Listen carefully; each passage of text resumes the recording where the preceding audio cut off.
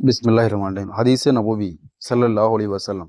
किसी मुसलमान को जलील करना। रसूलुल्लाह सल्लल्लाहु अलैहि वसल्लम ने फरमाया, जो किसी मुसलमान को ऐसी जगह जलील करेगा जहां उसकी इज्जत की जाती है तो अल्लाह उसे ऐसी जगह जलील करेगा जहां उसे अल्लाह की मदद की ज़रूरत हो।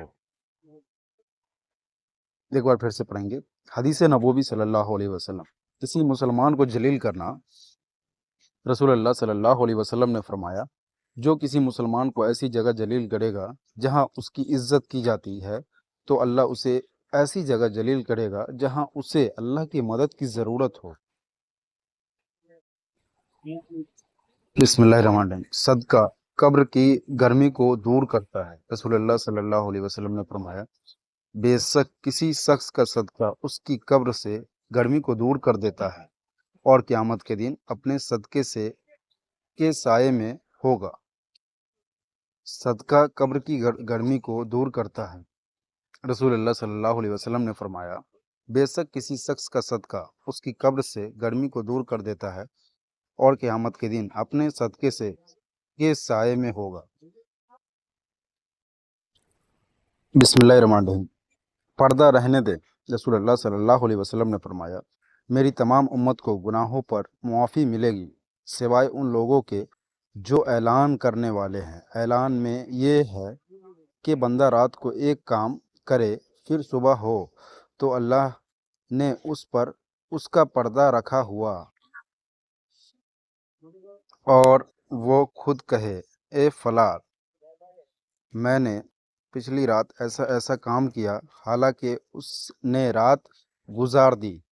उसके रब ने उस पर पर्दा डाले रखा और वह सुबह करता है तो वह अपने रब का डाला हुआ पर्दा खुद उतार देता है।